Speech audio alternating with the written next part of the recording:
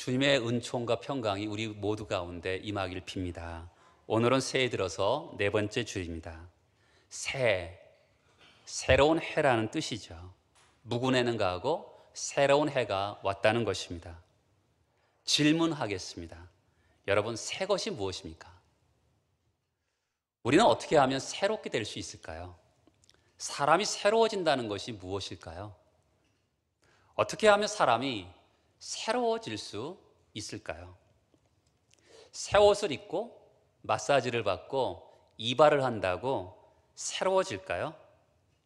무엇이 우리를 새롭게 할까요?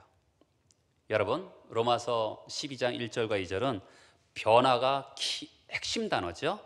그럼 우리가 어떻게 변화해야 되냐면 첫 번째는 하지 말고, 이 세대를 본받지 말고, 두 번째는 해야 되는 것이 있는데 하나님의 뜻을 분별해야 되는 것입니다. 그래서 우리가 거룩한 삶을 살기 위해서는 이 세대를 본받지 말고 하나님의 선하시고 기뻐하시고 온전하신 뜻이 무엇인지 분별하며 살아가야 되는 것이죠. 인간은요, 세상과 하나님 사이에 있습니다. 우리는 세상을 떠나지 말아야 되죠. 세계 역사를 보면 분명히 세상을 떠나 사는 사람이 있습니다. 수도원에서 사는 사람들이 있어요. 소명을 받고 이 세상을 떠나서 수도원에서 기도하면서만 사는 분들이 분명히 있습니다. 그런데 우리가 분명히 알 것은 우리는 세상에 살고 있어요. 그런데 이 세대를 본받지 말아야 된다고 성경은 말씀하고 있는 것이죠. 여러분, 어느 분이 테니스를 배우게 되었습니다. 자기 나름대로 폼을 만들어서 테니스를 배우게 되었는데 자기 혼자서 하다 보니까 기본기가 잘못되었어요. 잘못된 기본기로 테니스를 치다 보니까 몸이 망가지게 되었습니다. 그에게는 테니스가 너무나 중요했어요. 그래서 유명한 테니스 코치에게 찾아가서 상담을 했더니 먼저 테니스 치는 폼을 보여달라고 합니다. 폼을 보니까 이 코치가 잘못된 것을 알게 되었습니다. 그래서 이 사람이 잘못된 테니스의 폼을 바꾸기 시작합니다. 마찬가지죠. 우리도 예수를 믿게 되었습니다. 그런데 우리는 이 세상에 살면서 이 세상의 가치관, 이 세상의 세계관이 우리의 폼이 되었습니다. 근데 이것을 버려야 되는 것이죠. 버려야지만이 정말 테니스를 잘 칠 수 있는 몸으로 새로운 폼을 입어야지 되는 것처럼 우리가 이 세대의 폼을 버려야지만이 하나님을 잘 믿는 사람으로 폼이 바뀌어야지만이 되는 것이죠. 그 이야기를 하고 있는 것이죠. 그러면 우리가 하나님께 가까이 가기 위해서는 오직 마음을 새롭게 함으로 변화를 받아, 이렇게 이야기하고 있습니다. 한번 다 같이 따라서 해보실까요? 마음을 새롭게 함으로. 여러분, 이 말을 주목해 봐야 돼요. 이 성경을 잘 보면 여러분, 새 것이다라고 얘기하지 않아요. 새롭다라고 얘기하지 않고 어떻게 해요? 새롭게 함으로 변화를 받아, 이렇게 이야기하고 있습니다. 이 표현이 왜 중요할까요? 전도서에 보면 이렇게 돼 있어요. 해 아래 새 것이 없나니 헛되고 헛되다, 이렇게 표현합니다. 전도서가 말하는 것은 이 해 아래 새 것이 없다고 얘기합니다.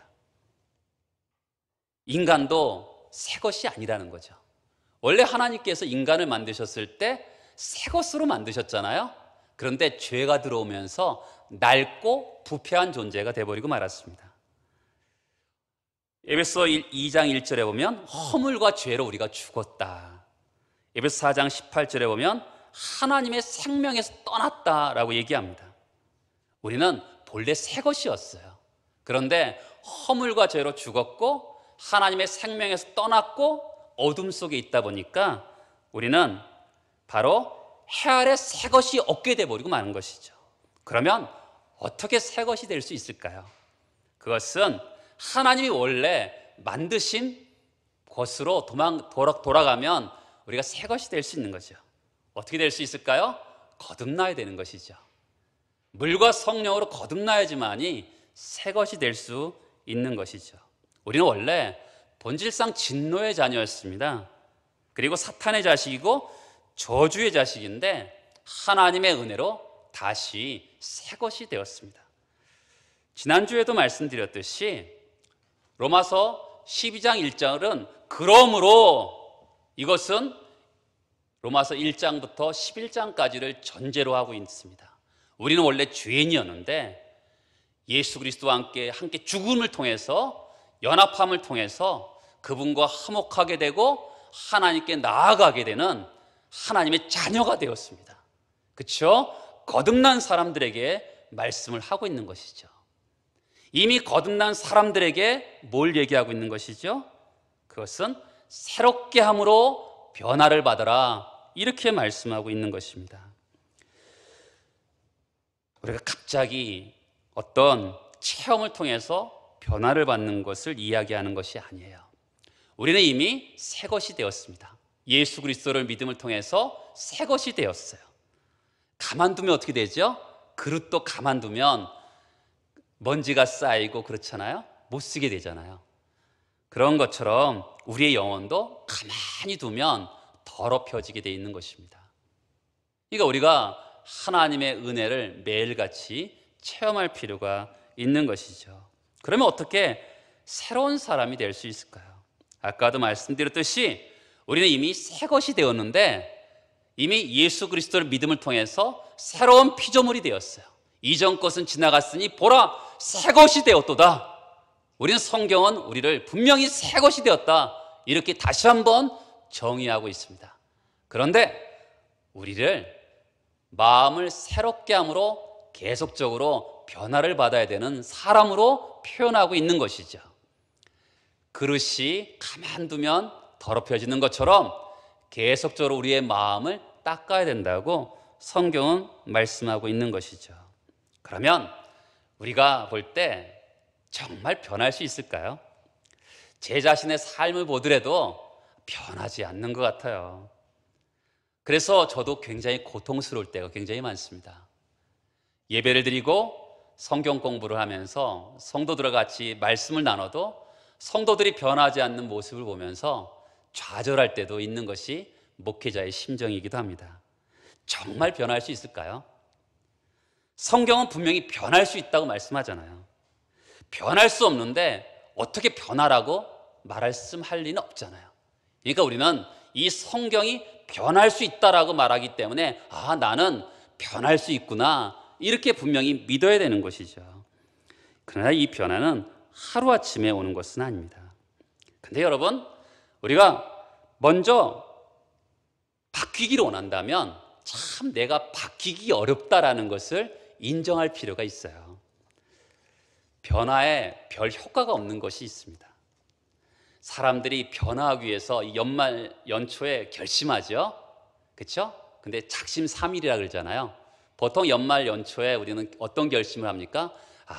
올 1년 동안 성경을 열심히 봐야지, 새벽 기도도 해야지, 그리고 운동도 해서 다이어트도 해야지, 나름대로 결심을 합니다.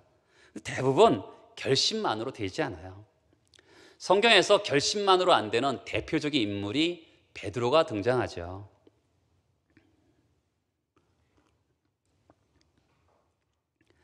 베드로는 성격이 굉장히 불같은 사람입니다.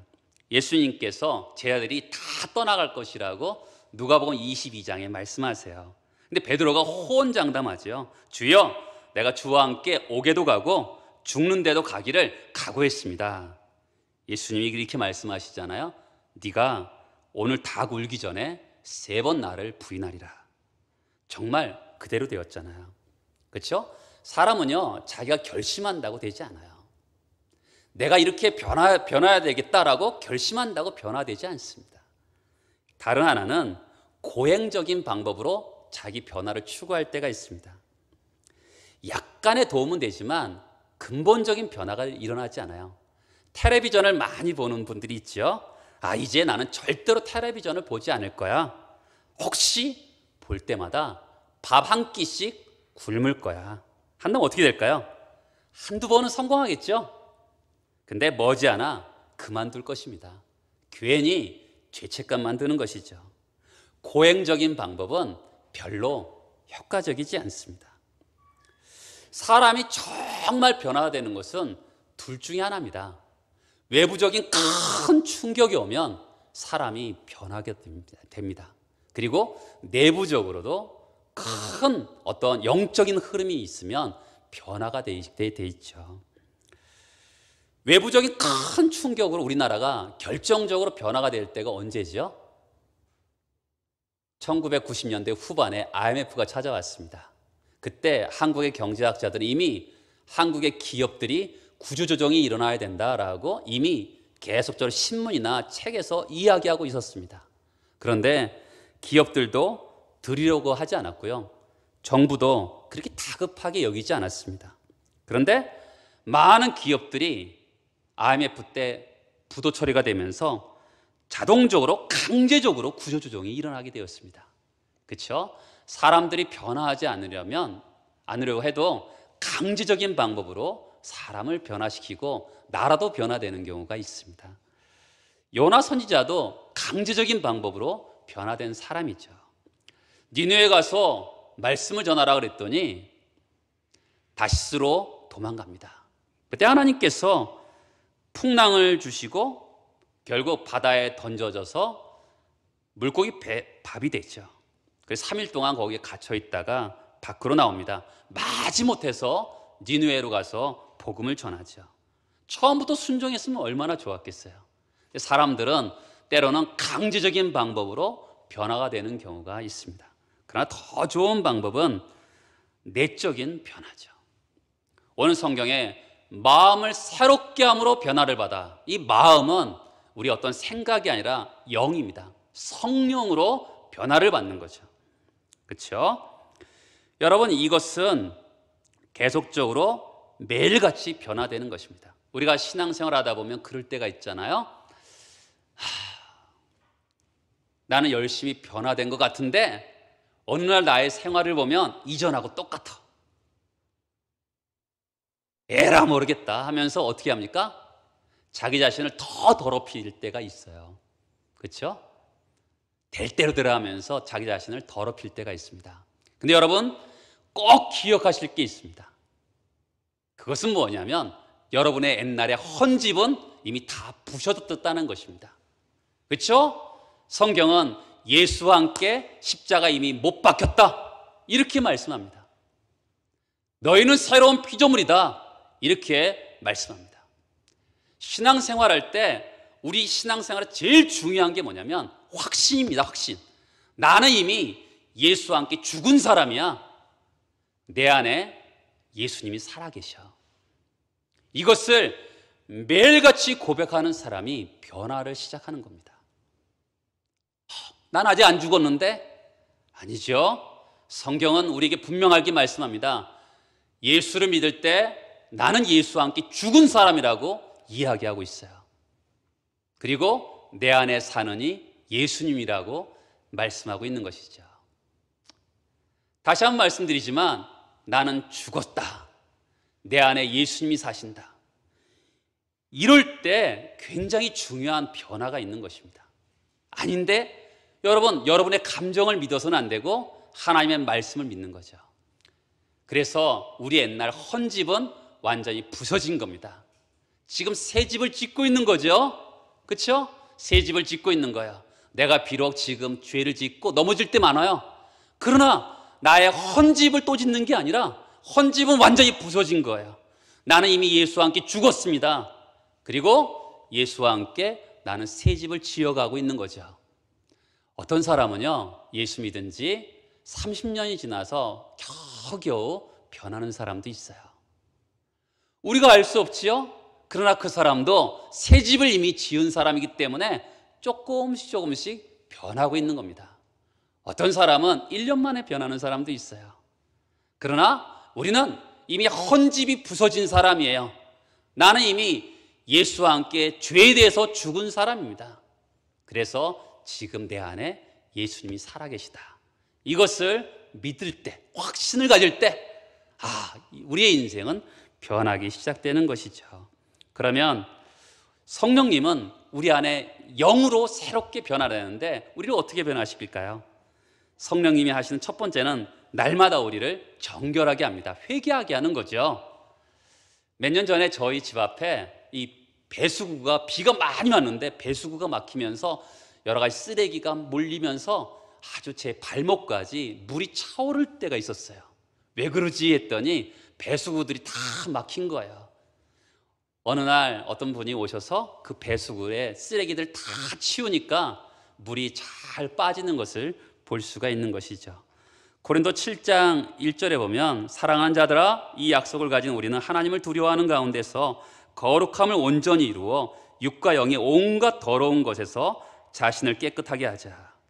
여러분, 우리 안에는 육과 영을 오염시키는 더러운 것들이 가득 차 있어요. 그때 우리가 영적인 배수장치를 사용해야 되죠. 그게 뭡니까? 회개하는 것이죠. 안에 있는 것이 바깥으로 나와야지만이, 회개를 통해서 나와야지만이 우리 영적인 육과 영의 더러운 것이 빠져나올 거 아니겠습니까? 우리가 어떻게 변화를 받을 수 있지요? 성령으로 말미암아 우리를 회개함을 통해서 정결하게 되는 것이죠. 회개는 자동적으로 됩니까? 그렇지 않아요. 성령의 도움이 필요하죠. 스가랴 12장 10절에 보면 은총과 강구하는 심령을 부어주리니, 여러분, 강구하는 심령을 부어줄 때 어떻게 되는 줄 아세요? 내 죄에 대해서 애통하는 마음이 생기는 겁니다. 성령님이 회개의 은혜를 주셔야 되는 것이죠. 회개와 후회가 있죠. 얼핏 보면 후회나 회개나 비슷한 것 같는데 비슷한 점이 분명히 있어요. 자기 자신을 돌아보는 것입니다. 근데 후회는요, 내가 왜 그랬을까? 이러면서 자기 자신 때문에 속상해하는 거예요. 회개는요, 성령의 감동하심으로 자기 죄에 대해서 회개하는 것이죠. 후회는 뭐죠? 내가 잘못했어. 죽어버릴 거야. 여러분, 후회는 자기 절망으로 빠져요. 회개는요, 내가 잘못했지. 그래도 내가 회개하면 하나님이 용서해 주겠지. 회개는요, 희망으로 가는 거예요. 여러분, 예수를 똑같이 부인했는데 가룟 유다는 후회하니까 어떻게 돼요? 자살하죠. 베드로는 똑같이 예수를 부인했는데도 회개를 하니까 이 기독교의 굳건한 반석이 되었잖아요. 여러분, 우리가 매일 성령의 감동에 따라 여러분 회개하겠습니까? 하나님이여 나를 살피사 내 마음을 아시며 나를 시험하사 내 뜻을 아옵소서. 내게 무슨 악한 행위가 있나 보시고 나를 영원한 길로 인도하소서. 우리 안에 있는 영은요, 우리를 회개하게 하시는 거죠. 또한 우리 안에 있는 영, 성령은 우리에게 하시는 일은 하나님께 순종하게 하는 것입니다. 어느 선교사님의 이야기인데요, 이 선교사님이 사막 지역에 있었던 분입니다. 근데 이 사막 지역에 있는 분이 어떻게 했냐면, 어느 날 이 바깥에 사막이에요. 근데 바깥에 꽃이 핀 거예요. 왜 그랬을까요? 이 선교사님 사모님이 설거지를 하면서 매일같이 똑같은 데다가 물을 부었습니다. 물을 부었더니 어느 날 아마도 멀리서 꽃씨가 날아왔겠죠. 그 꽃씨가 거기에 심겨지면서 꽃이 피는 기적이 일어나게 된 것이죠. 여러분, 우리는 한순간에 변화되지 않을 수도 있습니다. 그런데 아까 그랬죠? 이 세대를 가까이 본받지 말고 하나님을 가까이 함을 통해서 우리는 우리의 인생이 정말 우리 마음을 온전히 새롭게 변화를 받을 수 있다고 성경은 이야기합니다. 매일같이 아침마다 5분 성경 읽고 5분 기도를 해보세요. 별거 아닌 것 같죠? 근데 그것이 5년, 10년, 15년이 지나면 엄청난 변화를 가져오는 거예요. 내 자신이 가지고 있는 것이 불평과 불만인데 어느 날인가는 다른 사람에 의해서 객관적으로 저 사람은 변화되었구나 라는 것을 확인할 때가 분명하게 있는 것이죠. 그렇죠? 오직 마음을 새롭게 함으로 변화를 받아. 변화의 과정을 이야기하고 있는 것이죠. 그러면 우리가 변화의 조건인 이 세대를 본받지 말고 변화의 과정인 또한 마음을 새롭게 하면서 변화를 받아서 변화의 목적이 뭘까요? 하나님의 뜻을 분별하는 겁니다. 하나님의 뜻을 분별하여서 그것을 실현하는 것이죠. 우리가 붙들어야 될 것은 하나님의 뜻입니다. 여러분, 하나님의 뜻이 뭘까요? 예배를 드리는 거 하나님의 뜻이죠. 전도하는 거, 서로 사랑하는 거, 구제하고 선교하고 전도하는 거 하나님의 뜻입니다. 우리 신앙생활에서 하나님의 뜻은요, 신앙생활을 열고 닫을 수 있는 마스터 키와 같습니다. 문제는요, 이 하나님의 뜻을 어떻게 이해하느냐예요. 우리가 하나님의 뜻에 대해서 몇 가지 오해를 통해서 성경이 말하는 하나님의 뜻이 무엇인가, 그것을 생각해 보고자 해요. 우리 보통 하나님의 뜻을 찾을 때 어떤 길을 가야 되지? 이렇게 하나님의 뜻을 찾을 때가 있습니다. 고등학생이면 문과를 갈까? 이과를 갈까? 결혼할 사람이면 저 남자랑 결혼해야 되나? 이 남자랑 결혼해야 되나? 고민될 때가 있죠. 여러분, 우리는 인생을 살면서 이렇게 십자로 사이에 서 있을 때가 있어요. 앞으로 가야 되나? 뒤로 가야 되나? 왼쪽으로 가야 되나? 오른쪽으로 가야 되나? 어떤 선택을 해야 될 때가 있습니다. 여러분 같으면 어떻게 선택을 하실까요? 근데 하나님은요, 우리에게 하나님의 뜻은 내가 어떤 길을 선택하는 것이 중요한 것이 아니라 하나님을 선택하는 것을 좋아하세요. 어떤 길로 가는 것보다 하나님과 함께 가는 게 중요한 거죠. 시편 48편에 보면 하나님이 영원히 우리 하나님이시니 그가 우리를 죽을 때까지 인도하시리라. 믿습니까? 하나님 우리를 죽을 때까지 인도하세요. 영원히 우리 하나님이십니다. 어느 길로 가느냐가 중요한 것이 아니라 하나님과 함께 가느냐, 이게 하나님의 뜻이죠. 두 번째가 있어요. 우리가 하나님의 뜻은 감추어져 있다라고 생각할 때가 있습니다. 물론 감추어진 일은 우리 하나님 여호와께 속하였거냐. 물론 감추어진 것은 하나님만 아시죠. 그런데 하나님이 나 찾아보라 하면서 숨바꼭질 하시는 분은 아니시죠. 하나님의 뜻에 대해서 숨바꼭질처럼 숨겨두시는 분은 아니세요. 하나님은 우리를 하여금 하나님의 뜻을 알기를 기뻐하시죠. 그래서 성경을 통해서 우리에게 하나님의 뜻을 계시하는 것이죠. 우리가 가져야 할 자세는 어린아이 같은 순전한 마음이에요. 마태복음 11장에 보면 천재의 주제이신 아버지여 이것을 지혜롭게 슬기로운 자들에게는 숨기시고 어린아이들에게 나타내심을 감사하나이다. 여러분, 하나님의 뜻은 감춰진 게 아니에요. 우리가 어린아이같이 순전한 마음을 가지면 하나님의 뜻을 알 수 있어요. 자꾸만 인간의 목적으로 하나님의 뜻을 찾기 때문에 그 뜻이 잘 못 찾을 때가 있는 것이죠. 그리고 우리가 언제 하나님의 뜻을 찾죠? 미래가 불확실할 때 찾죠. 우리는 하나님 때문에 하나님의 뜻을 찾는 게 아니라 우리의 미래가 불확실하기 때문에 하나님의 뜻을 알려고 합니다. 근데 하나님은 우리로 하여금 미래를 다 알게 하지는 않으세요. 여러분, 미래가 다 안다고 행복할까요? 그렇지 않습니다. 한 걸음 한 걸음 하나님과 함께 걷는 거죠. 내가 가는 길을 오직 그가 아시나니, 오직 하나님만이 나의 길을 아세요. 그렇기 때문에 어떻게 합니까? 너는 마음을 다하고 여호와를 신뢰하고 내 명철을 의지하지 말라. 너는 범사에 그를 인정하라. 그리하면 내 길을 지도하시리라. 신뢰하라. 우리 몸을 기대는 거죠. 인정, 의지하라. 지팡이처럼 잡고 걷는 것이죠. 인정하라. 하나님의 능력을 아는 것이죠. 그리하면 내 길을 지도하시리라. He will make straight your path. 네 길을 곱게 하리라고 말씀하고 있는 거죠. 여러분, 어떤 길을 가는 것보다 중요한 것이 그 길을 인도하시는 하나님을 신뢰하면서 한 걸음 한 걸음 가는 것이 굉장히 중요합니다. 그런데 여러분, 잘 들어보세요. 하나님의 뜻은 하나님과 관계가 있어요. 그런데 하나님의 뜻이 나와 관계가 있으면 뭐가 되죠? 소명이 되죠. 그렇죠? 우리가 아이들에게, 학교 선생님으로서 아이들에게 가르쳐요. 그거는 일이죠. 그런데 그 아이들에게 인생을 가리키면 뭐예요? 소명이죠. 목사인 제가요, 교회에서 하면 일이에요, 일.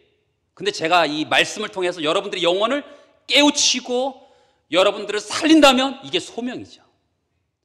일이 있고 소명이 있는 거죠. 돈을 벌 수도 있죠, 일을 통해서. 그러나 그를 통해서 하나님이 하시고자 하시는 뜻을 따라서 한다면 그것이 소명이 되는 것이죠. 어느 자매가 임종 예배를 드리게 되었습니다. 보통 저도 임종 예배는 돌아가시기 직전에 임종 예배를 드리는데 이 교회는 아마도 좀 더 일찍 임종 예배를 드리는 것 같아요. 자매님, 제가 지금 자매님의 임종 예배를 드리고 있습니다. 이곳에서 자매님은 의사와 간호사 외에는 만날 수가 없습니다. 그러나 그 사람들에게 예수님을 전하십시오. 목사인 제가 전하면 믿지 않겠지만 당신이 전하면 믿을 것입니다. 그랬더니 이 죽어가는 이 자매가 웃는 거예요. 할렐루야! 이 자매가요, 하나님의 뜻을 깨달은 거예요. 소명을 느낀 거죠. 그래서 이 자매가 호스를 꽂고 바늘을 꽂혀 있는 그 몸을 가지고 사람들에게 기쁨으로 전합니다. 나는 오늘 죽지만 내 마음에 평안이 있습니다. 여러분, 예수 믿으시기 바랍니다. 여러분, 그렇게 될 때 얼마나 설득력이 있었겠어요. 이 자매가 죽음 직전에 소명을 그때 느낀 거예요. 하나님의 뜻을 깨달은 거죠. 그러면 사람은 거기에 생명을 걸게 되어 있습니다. 하나님의 뜻을 깨달은 거죠. 그럼 어떻게 하나님의 뜻을 분별할까요? 하나님의 뜻은 먼저 들어야 돼요. 하나님의 음성은 옛날이나 지금이나 여전히 지금도 말씀하시죠. 사무엘아 사무엘아 했더니 주여 말씀하옵소서, 주의 종이 듣겠나이다. 사도 바울에게 사울아 사울아 네가 나를 어찌하여 핍박하느냐 할 때 그 음성을 듣고 사도 바울은 이방인의 사도가 됩니다. 여러분, 이 음성을, 하나님의 음성을 성경을 통해서 듣는 거죠.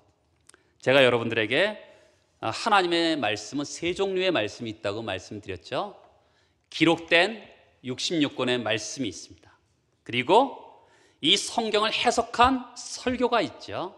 그 다음에 우리가 성경을 읽을 때든지 설교를 들을 때 우리에게 개인적으로 들려오는 말씀이 있어요. 성령을 통해서 들려주시는 말씀이 있죠. 이 세 가지는 세 가지면서 한 가지죠. 그 중에서 가장 기본이 되는 것이 기록된 말씀입니다. 모든 성경은 하나님의 감동으로 된 것으로 교훈과 책망과 바르게 함과 의로 교육하기에 유익하다고 합니다. 하나님 말씀이 어떨 때는요, 우리를 교훈하실 때도 있고, 어쩔 때는 우리를 책망하실 때도 있고, 우리를 의로 교육하게 하실 때도 있습니다. 여러분, 우리는 하나님의 뜻을 찾죠. 그때 어떻게 해야 되죠? 하나님의 말씀을 읽어야 되는 것입니다. 우리 인생에 하나님의 뜻을 찾을 때 우리가 해야 될 일은 하나님 말씀을 읽는 거죠. 16세기 마틴 루터는 수도원에서 죄의식과 싸울 때 복음에는 하나님의 의가 나타나서 믿음으로 말미암아 믿음으로 믿음에 이르게 하나니 기록된 바 오직 의인은 믿음으로 말미암아 살리라 한과 같으니라. 말씀에 붙잡히니까요, 위대한 종교개혁자가 되었어요. 자, 여러분 저를 보실까요? 하나님의 뜻을 구할 때 제일 중요한 게 뭘까요? 저를 따라서 해보시겠어요? 하나님의 성품에 일치하느냐. 하나님 성품이 뭐예요? 선하시고 기뻐하시고 온전하신 뜻이 하나님의 성품이에요. 우리가 하나님의 말씀을 들었어요. 아, 이게 하나님의 뜻이구나 라고 생각했는데 그 뜻이 하나님의 성품과 일치하느냐라는 거죠. 선하시고 기뻐하시고 온전하신 뜻이냐라는 거죠. 우리가 그렇잖아요. 아, 내가 보기에 이게 선해. 그런데 하나님 보시기에는 선하지 않을 수 있어요. 성경에 보면 누가복음 15장에 보면 탕자의 비유가 나오잖아요. 탕자의 비유에 보면 큰아들이 나오는데 또 다른 탕자가 나옵니다. 누가복음 15장에 보면 큰아들이 이렇게 이야기하죠. 아버지께 대답하여 이르되 내가 여러 해 아버지를 섬겨 명을 어김이 없거늘 내게는 염소 새끼라도 주어 나와 내 벗으로 즐기게 하신 일이 없더니 아버지의 살림을 창녀들과 함께 삼켜버린 이 아들이 돌아오매 이를 위하여 살찐 송아지를 잡으셨나이다. 아버지가 이르되 애 너는 항상 나와 함께 있으니 내 것이 다 내 것이로되 이 내 동생은 죽었다가 살아났으며 내가 잃었다가 얻었기로 우리가 즐거워 기뻐하는 것이 마땅하다. 여러분, 아들이 돌아왔어요. 탕자가 돌아왔습니다. 그럼 하나님의 뜻은 뭐예요? 같이 기뻐하는 거였어요. 아버지가 너무 기쁜데 이 아들은 기뻐하지 않았어요. 왜요? 자기가 보기에 선한 것이 아니었어요. 탕자가 모든 가산을 탕진하고 나쁜 일만 하다 왔거든요. 근데 어떻게 기뻐해 줄 수 있냐는 거죠. 자기가 보기에는 선하지 않았어요. 근데 성경은 뭐래요? 우리가 하나님의 뜻을 찾을 때 내가 선하고 내가 기뻐하는 것이 아니라 하나님이 선하시고 하나님이 기뻐하시고 온전하신 뜻이 중요한 거죠. 여러분의 한 가지 이야기를 들려드리겠어요. 어느 전도사님의 이야기인데요. 목회자의 아들이고 신학생이었어요. 태어나서부터 술, 담배를 하지 않았습니다. 해병대에 입대했어요. 이등병을 달게 되는데 제일 큰 문제가 술 문제였습니다. 첫 번째 회식 자리에서 고참들이 술을 따라주는데 저는 술을 안 먹습니다 했는데 문제는 술을 안 먹는 자기가 피해를 본 것이 아니라 바로 그 이등병의 위에 고참들이 매를 맞는 거였어요. 아니, 자기가 술을 안 먹고 자기가 매를 맞는다면 이해가 되겠는데 자기가 술을 안 먹는 것 때문에 자기 위에 고참들이 매를 맞는 게 문제였던 것이죠. 굉장히 고민이 되는 겁니다. 자기의 의로움 때문에 고참들이 매를 맞는 게 견딜 수가 없는 거예요. 백령도에서 근무했는데 하나님께 기도합니다. 하나님, 제가 어떻게 하면 좋을까요? 나의 의로움 때문에 술을 먹지 않는 게 좋을까요? 아니면 저 고참들이 저보다 착하고 착한 그 고참들이 나 때문에 매를 매일같이 맞는데 술 먹을 때 맞는데 하나님, 제가 어떻게 하면 좋을까요? 하나님이 아무 대답을 하지 않으셨어요. 그 다음날 거기 최고참이 자기 옆에 딱 앉는 거예요. 너 술 안 먹는다면서? 네, 안 먹습니다. 네가 먹는 술 다 내가 마시마. 이러면서 그 사람도 고참도 제대하고 그 다음 고참이 또 먹어주고 또 그 다음 고참이 먹어줬다 그래요. 여러분, 이 사람이 뭐 신앙을 지켰다 이 간증보다 중요한 게 저는 이것이라 생각합니다. 이 사람이 고민이 되는 거죠.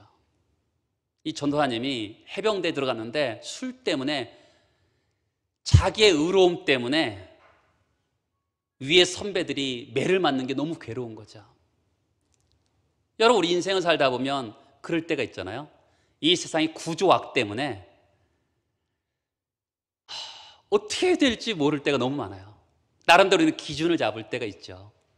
근데 기준을 잡고 딱 갔는데 내가 생각하는 기준하고 영 다른 것들이 펼쳐지는 것들이 수만 개의 경우의 수가 얼마나 많아요. 그것을 다 할 때 우리는 어떻게 될까요? 어느 전도사님 아들이 이제 유치원 버스를 타고 가기 위해서 걸어가는데 그 전도사님 아들이 야, 저기 나쁜 사람 간다 그러더래요. 나쁜 사람을 가리키는 손을 보니까 담배 피면서 가는 사람이에요. 여러분, 담배 피는 사람이 나쁜 사람입니까? 담배 피는 사람이죠. 우리가 너무 선과 악을 이렇게 구별하다 보면 굉장히 어려운 일이 발생할 때가 많은 것 같아요. 여러분, 이 세상을 살아가면서 우리가 신앙을 어떻게 지켜야 되는가? 분별해야 될 일이 너무 많거든요. 근데 어떻게 해야 될지 모를 때가 너무나 많아요, 사실은. 그럴 때 우리가 어떻게 정해야 되죠?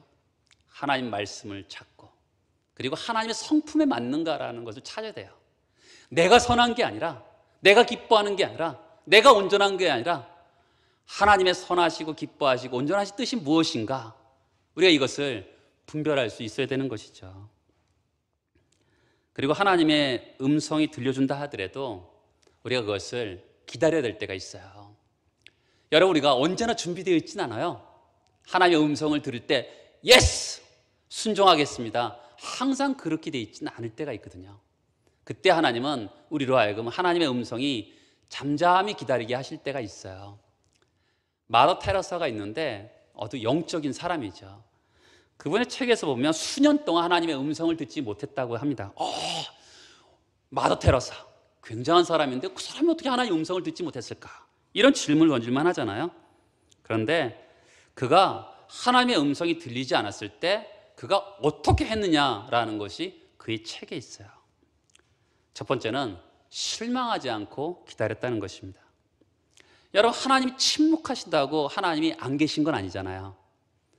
우리 아이들을 키우잖아요. 아이들을 키울 때 우유도 먹이고 그 다음에 책도 읽어주고 어릴 때 책도 읽어주잖아요. 그런데 엄마가요, 아무 말하지 않고 가만히 있을 때도 있어요. 그렇다고 엄마가 없는 게 아니잖아요. 엄마의 음성이 들리지 않는다고 엄마가 옆에 없는 게 아니잖아요. 그런 것처럼 하나님의 음성이 들리지 않아도 하나님은 옆에 계시다라고 표현하고 있어요. 두 번째는 하나님이 지금 말씀하지 않는다면 왜 말씀하지 않으셨을까? 하나님이 예전에 나에게 말씀하신 것에 대해서 순종하지 않았기 때문에 지금 말씀하지 않으시는 게 아닐까? 이러면서 예전에 자기에게 하나님이 들려줬던 음성에 대해서 순종하기 시작했다 그럽니다. 여러분, 굉장히 중요하죠. 우리가 하나님의 음성을 들을 때 항상 그 순종하고자 하는 마음이 필요한 거죠. 또 하나님이 우리에게 할 일은 말씀하시면 어떻게 돼요? 뜻을 분별하면 그대로 행하는 것이죠. 민수기 9장에 보면 이스라엘 백성들이 구름이 떠오르면 이들이 행진합니다. 그리고 구름이 멈추면 이들이 멈춰요. 여러분, 생각해 보세요. 만약에 어제 도착을 했어요. 불이 넣게 이게 장막을 피고 이제 밥을 해 먹으려고 하는데 갑자기 구름이 붕 뜨네요. 아이씨, 안 갈 거야. 그럼 어떻게 되죠? 광야는 죽어요. 가야 됩니다. 하나님이요, 이스라엘 백성들을 그렇게 훈련시키십니다. 지치고 힘들지만 가야 될 때가 있고요. 더 오래 있고 싶지만 가야 될 때가 있고요.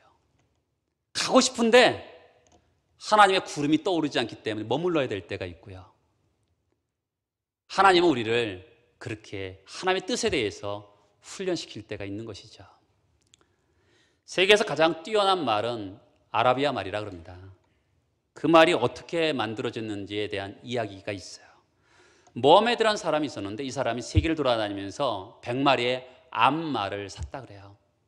근데 이 말들을 키우면서 바로 산봉우리에서 말을 키우는데 밑에는 물이 있습니다. 물소리 들리고 물 냄새도 나요. 그런데 이 말들에게 물을 전혀 먹이지 않았다 그럽니다. 물을 전혀 목이 마를 대로 마르게 하다가 그 다음에 우리를 열면서 물을 먹게 해줬다 그래요. 막 달려갑니다. 그때 이 모하메드라는 사람이 나팔을 빵빵빵 불렀다 그래요. 그 말은 뭐냐면 멈추라는 거였어요. 그런데 대부분의 말들은 그 멈추라는 나팔 소리의 사인을 무시하고 물을 먹으러 갔다 그럽니다. 그런데 4마리의 말만 그때 멈추고 다음 명령을 기다렸다 그래요.